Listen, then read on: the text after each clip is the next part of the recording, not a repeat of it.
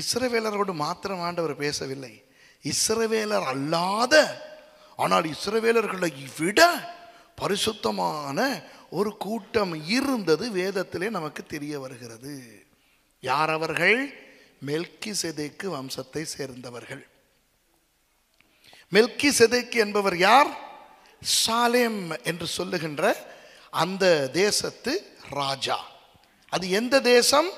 மோரியா என்று அழைக்கப்படுகின்ற அந்த எருசலேம் தேவாலயம் இருந்த அந்த பிரதேசம். அந்த பிரதேசத்தை மறுபடி எத்தனையோ நூற்றாண்டுகளுக்கு பிறகு கைப்பற்றிய எபூசியர் கையிலே இருந்து கைப்பற்றிய தாவீது அந்த மெல்கிசேதேக்கு காலத்திலே இந்த ஷாலேம் எப்படி இருந்ததோ அப்படி மறுபடியும் ஆக வேண்டுமே என்ற ஆசையில் ஆதங்கத்தில் வைத்த பெயர் தான் யெகூ ஷாலேம். அந்த ஷாலேம் மறுபடி வருவதாக, அதுதான் எருசலேம். இந்த மெல்கிசேதேக்கு, மெலெக் ஜெடெக் என்ற அந்த இரண்டு சொற்களின் அர்த்தம் நீதியின் ராஜா. மெலெக் என்றால் ராஜா, ஜெடெக் என்றால் நீதி. அப்போ இந்த நீதியின் ராஜாவாகிய மெல்கிசேதேக்கு எருசலேமிலே எப்போ இருந்தார்? ஆபிரகாமுக்கு முன்னையே இருந்தார். ஆபிரகாமின் மூலமாகத்தான் இஸ்ரவேல் தேசம் உருவாக்கப்பட்டது என்று உங்களுக்கு தெரியும். அப்போ இஸ்ரவேல் தேசம் உருவாவதற்கு முன்னே, அதாவது ஆபிரகாமுக்கு ஈசாக்கு பிறக்க முன்னமேயே அந்த ஆபிரகாம் போய் லோத்தை காப்பாற்றி கொண்டு வரும் பொழுது அவருக்கு இந்த மெல்கிசேதேக்கு எதிர்பட்டு அவருக்கு அப்பமும் திராட்சரசமும் கொடுத்து அவரை ஆசீர்வதித்தார். யார் யாரை ஆசீர்வதிக்க வேண்டும்? பெரியவர் சிறியவரை, சரிதானே? அப்போ ஆபிரகாமை மெல்கிசேதேக்கு ஆசீர்வதித்தார் என்றால் அந்த இருவரில் யார் பெரியவர்? மெல்கிசேதேக்கு. அத்தோடு மெல்கிசேதேக்கு ஆபிரகாம் தசமபாகம் கொடுத்தார். யார் யாருக்கு தசமபாகம் கொடுப்பது? சிறியவர் பெரியவருக்கு. அப்போ ஆபிரகாம் மெல்கிசேதேக்கு தசமபாகம் கொடுத்தார் என்றால் அந்த இடத்துல யார் பெரியவர்? மெல்கிசேதேக்கு. அப்போ ஆபிரகாம் இஸ்ரவேல் வம்சம் என்றால் மெல்கிசேதேக்கை விட இஸ்ரவேல் வம்சத்தார் சிறியவர்கள், சரியா? அந்த மெல்கிசேதேக்கினுடைய ஆசாரிய முறைமையின்படி அவர் வெறும் நீதியின் ராஜா மாத்திரமல்ல, அவர் ஆசாரியர்.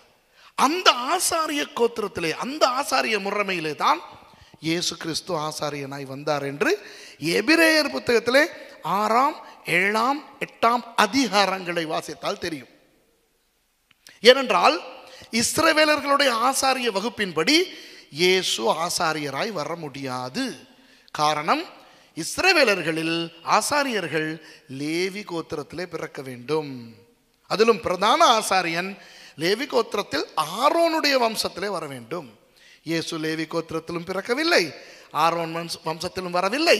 ஆகவே இஸ்ரவேலர்களுடைய லேவி கோத்திரத்து முறைமையின்படி இயேசு பிரதான ஆசாரியனாக முடியாது. அதனால் அவர் மெல்கிசேதேக்கு முறையிலே லேவி கோத்திர ஆசாரியத்தை விட உயர்ந்த அந்த ஆசாரியத்திலே அவர் பிரதான ஆசாரியனாய் வந்தார். இன்றைக்கு நாம் ஆசாரியர்களாக இருப்பதற்கு காரணம் கூட அந்த இயேசுவானவருடைய ஆசாரிய முறைமைத்துவம் நமக்கு கிடைத்திருக்கின்றபடினால் அவர் பிரதான ஆசாரியர், அவருக்கு கீழே நாம் ஆசாரியர்களாக இருக்கிறோம். ஆனால் இயேசு இஸ்ரவேல் மார்க்கத்தாரின் வம்சத்தின்படி ராஜாவாய் பிறந்தவர். ஏனென்றால் அவர் தாவீதின் கோத்திரமாகிய ராஜ கோத்திரமாகிய யூதா கோத்திரத்திலே பிறந்தவர், சரியா? இப்ப புரியுது உங்களுக்கு?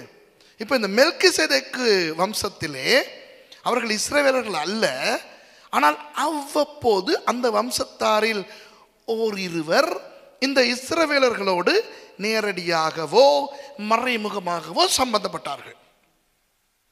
அவ்வளவுதான் நமக்கு தெரியுமே ஒழிய அந்த சந்ததிக்கு என்ன நடந்தது, அவர்களுக்கு மெல்கிசேதேக்குக்கு முன்னே அவர்களுக்கு எப்படி அவர்களுக்கு இருந்தது, மெல்கிசேதேக்குக்கு பிறகு அவர்கள் என்ன ஆனார்கள், இதெல்லாம் ஆவியானவர் எங்களுக்கு வெளிப்படுத்தவில்லை. ஏன் வெளிப்படுத்தவில்லை? பல காரணங்கள் இருக்கலாம். நான் நினைக்கிற ஒரு காரணமும் உண்டு. என்ன தெரியுமா நான் நினைக்கிற காரணம்?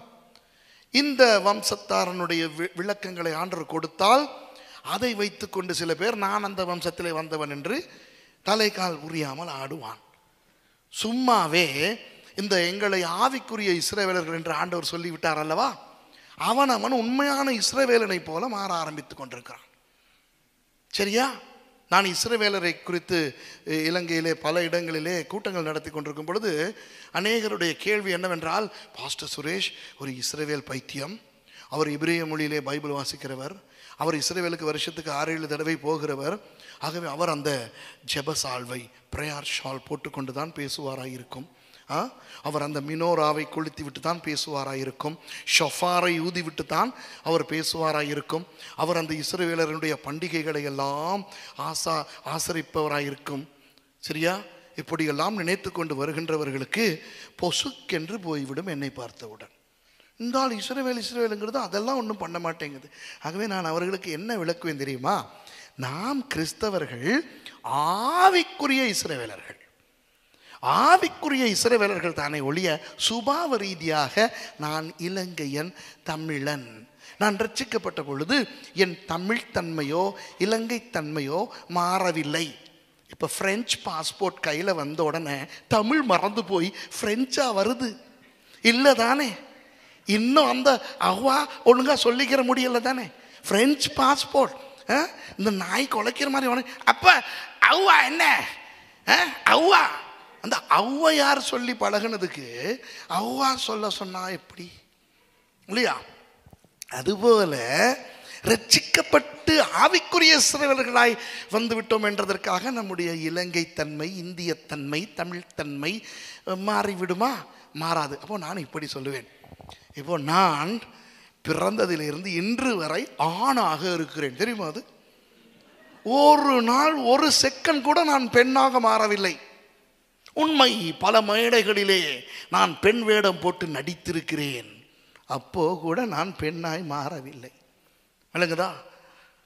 அதுபோல நான் ரட்சிக்கப்பட்ட பிறகும் நான் ஆணாய்த்தான் இருக்கிறேன். ஆனால் வேதம் என்ன தெரியுமா சொல்லுகிறது? நான் இயேசுவுக்கு மணவாட்டி.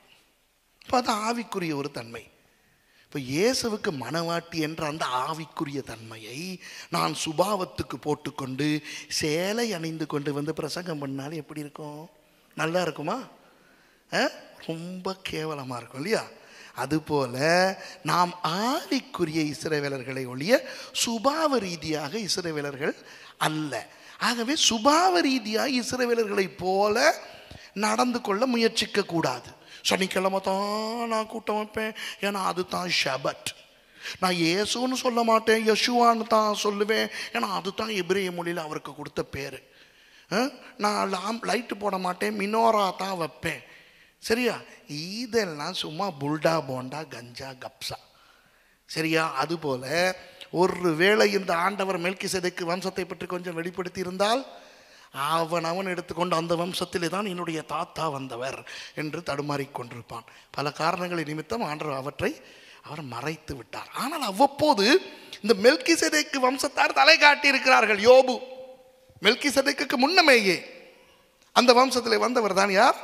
யோபு. அவர் யூதன் அல்ல, ஆனால் பாருங்கள், அவர் தேவனுக்கு பலி கொடுக்கிறார், தேவனை ஆராதிக்கிறார், ரொம்ப பெரிய பரிசுத்தமானாய் இருக்கிறார். அவருடைய கதை வேதத்திலேயே எழுதப்பட்டிருக்கிறது. இன்னொருவர் தான் எத்ரோ, மோசையினுடைய மாமனார் எத்ரோ, மீதியான் என்கின்ற விக்கிரக ஆராதனை பிரதேசத்திலே வாழ்ந்தவர். ஆனால் அவர் ஜீவனுள்ள தேவனுக்கு பலிகளை கொடுத்தார், கர்த்தர் அதை ஏற்றுக்கொண்டார்.